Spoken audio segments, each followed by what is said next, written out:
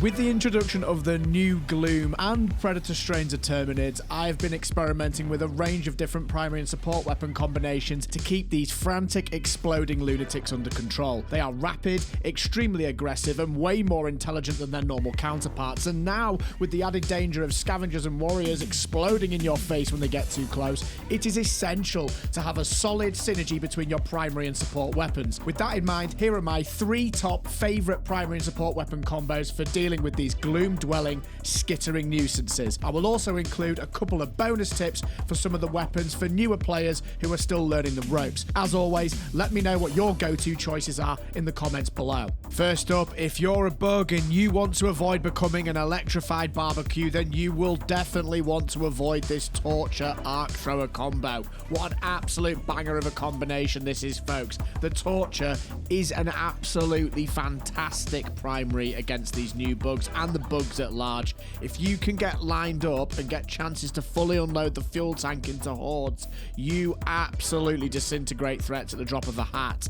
Its damage output is lethal, provided you get an opportunity to do so. More on that in a moment. And you can spray the ground in front of advancing hordes as well, or right outside bug breaches to do nice dot damage there, and that's really useful. You can also use the Torture to deal with charges, which I think is a fantastic aspect of this weapon. Remember, it's only a primary weapon, so having the ability to deal with charges is a really nice touch. With that being said, this weapon choice does come with some conditions for it to be a viable pick. Due to the blistering pace of these enemies, it is imperative that we keep the bugs at bay, so CC is essential. That means using the gas rover, the gas orbital, the stun or the gas grenades. They are all the key to unlocking the full potential of this weapon. The more control you have of the battlefield, the better this weapon feels. This is also particularly true when we're trying to optimize how we deal with charges. But what about that support weapon? Well, as I said, this pairs really well with the Arc Thrower, but it does also,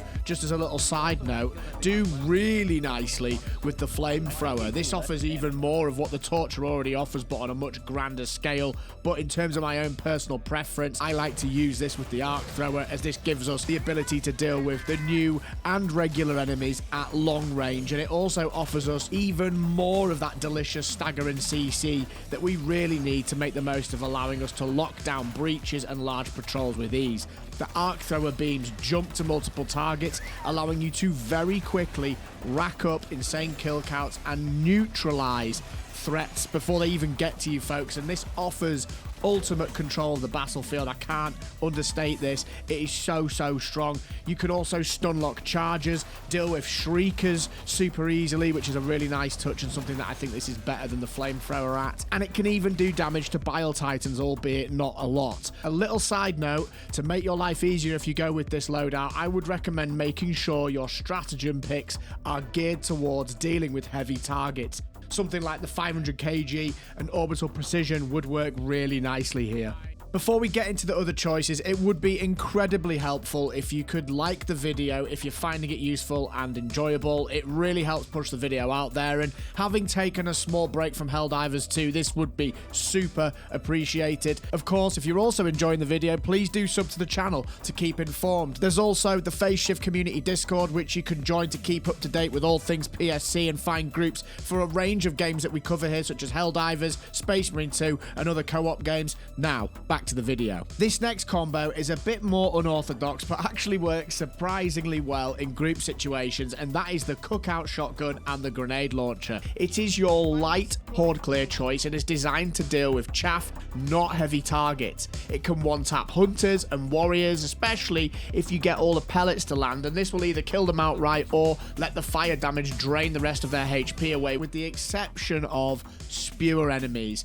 Even the new Predator brood suffers against this shotgun, and it really shines against Predator hunters in particular. You can literally shoot them once, it will set them on fire, applying a dot, which will then see them quickly burn to their death. So you can essentially just spread this fire damage around with one shot and forget about hunters, because they will die very quickly after they've been hit, which is a great place to be in, folks. Its ability to stagger and crowd control is absolutely insane, and this is where I think a lot of its prowess actually comes from, not to mention that it just feels really fun and effective to play. If you're a Blitzer fan, you will quickly find yourself at home and getting into a rhythm with this weapon. It can bully any chaff enemy and even pushes stalkers around the map, which is another huge win in my opinion. You can also reload 1 ammo after every shot if you work this in rhythmically. This weapon also does really well at dealing with shriekers, which we affectionately refer to on stream as flappies. Tap them with 1 shot and set them on fire, and this is always enough to bring them crashing to the ground. Once you get used to the projectile travel time and the speed, you can actually start sniping these annoying suckers from quite far away. The grenade launcher is a premier horde clear choice that allows us to rapidly spam down any group composition as it advances.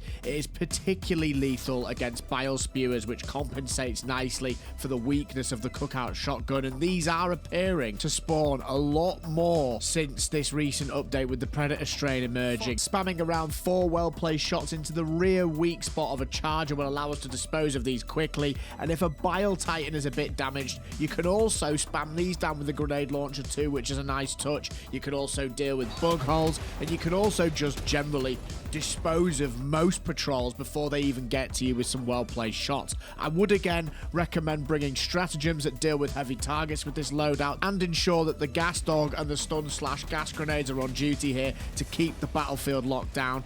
A little caveat here, folks, there's also an argument to say that any CC focused primary and support weapon combo could also be benefited by using the laser dog or the regular rover, as there is an argument to say that there may be an instance of what could be referred to as CC overkill, but I think the jury is still out on that one, and I'm still forming my opinion on this as I explore more loadouts. My favorite combo, without a doubt, is the Blitzer shotgun, and it's everybody's favorite cheese cannon, the Quasar cannon, for all the obvious reasons. Infinite ammo, the ability to one-shot bile titans, chargers, and impalers, especially when you get them with those cheeky little armpit shots. This just allows you to take the pressure off whenever there's a lot of heavies on the field, and it's a really solid pick in my opinion. It works fantastically well when you're in a group of 4 and you're in communication and you just call out bile titan, someone use a quasar, pop, it's dead.